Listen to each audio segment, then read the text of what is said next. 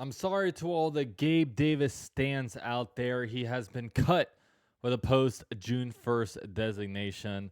In all seriousness, yeah, Gabe Davis is no longer on the Jaguars, getting cut after the NFL draft.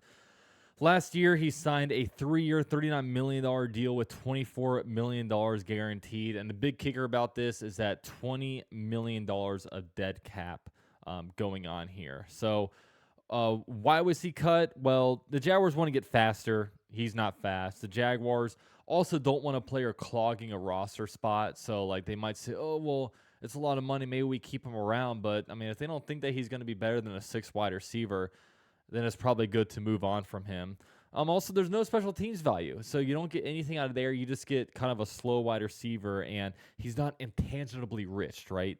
The big buzzword going on for the Jaguars. So with the Jaguars wide receiver room, there's Brian Thomas Jr., Travis Hunter, De'Ami Brown, Parker Washington. So there's 4 roster locks right now.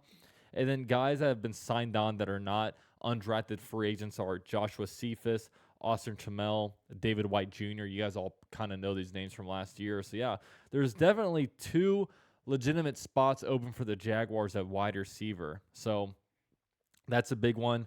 The Jaguars right now carrying $70 million of dead cap, right? If you break it down, Brandon Sheriff, $13.8 million of dead cap.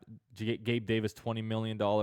Ingram, $13.5 million. Duvernay, $3.8 million. Darby, $2.75 million. Christian Kirk, $13.6 million. And Mitch Morse, $3.2 million. So, yeah, the Jaguars are kind of carrying around a lot of the fat that that Trent Baalke has kind of kept around for the Jaguars. And the Trent Baalke, I mean, his legacy, like, he didn't necessarily draft all that poorly. I mean, he definitely had a lot of bad draft picks, but when you really look at it all, the free agent signings have been really bad. I mean, I was actually revisiting because I was on Bleacher Report earlier, and I was just going through the list of free agents the Jaguars signed in 2024. I mean, you look at this: Josiah DeGuara, tight end, no longer around. Eric Armstead, still around. He'll be going back to his natural position at defensive tackle. Walter Payton, Man of the Year. Clean slate for him in 2025. I'll just forget 2024 happened. Ronald Darby, gone. Gabe Davis, gone. Devin Duvernay, gone. Travis Gibson didn't even make it till week 1. Mitch Morse, retired. Darnell Savage, still hanging around somehow.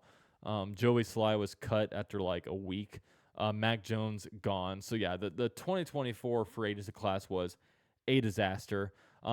James Gladstone didn't spend that much money in free agency this year. You got to wonder if next year comes around and this dead cap hit is down. I wonder if they actually are willing to spend a little bit of money. I mean, there's not a lot of Jaguars due for contracts outside of Trayvon Walker that you really want to get locked down. But yeah, that's an interesting one. So there was a question being floated around earlier on Twitter. Is Gabe Davis the worst free agent signing the Jaguars have ever had? Me, absolutely not. I mean, the Jaguars signed Nick Foles to the biggest contract in Jaguars history, and he was just awful for the Jaguars.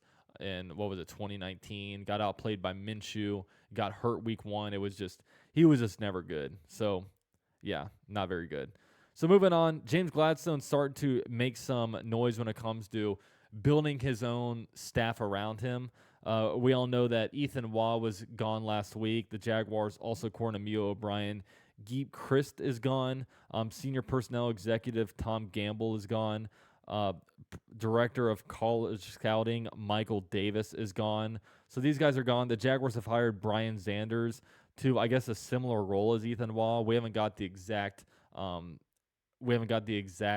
details of what his role is going to be, but per Jonathan Jones, they have brought Brian Zanders in the building. So, fun fact about him, he's actually a Ponte Vedra resident, so that's kind of cool. So, yeah, building his own staff, so that's one thing. And final thing I just want to talk about before ending this, just trying to do rapid fire here instead of making a 20-minute video about James Gladstone bringing in Brian Zanders, just trying to give you some quick hitters here. The Jaguars have announced off-season dates, so you can check out OTAs, a mandatory minicamp. I mean, they're not it's not open to public. The only date that I really want to throw in here is that on Saturday, rookie minicamp is here and it's actually open to the public. So if you're out there in Jacksonville and want to go to that, go to jaguars.com and register over there. You guys can get a free ticket and you can go there and really see Travis Hunter in person. I mean, that would be cool to see. I know it's not worth for me going all the way to Jacksonville for that because it's only like an hour practice. But, if you're in Jacksonville, have Saturday off, aren't doing anything, definitely go there because Miller Electric Center is awesome. You'll definitely have a good time. So next week is the actual schedule reveal, so we'll know exactly who the Jaguars are playing. We'll see if we have any primetime games, but it'll be cool. It'll be cool. Looking forward to it. But with all that said, appreciate you guys for tuning in to me today, and go Jags.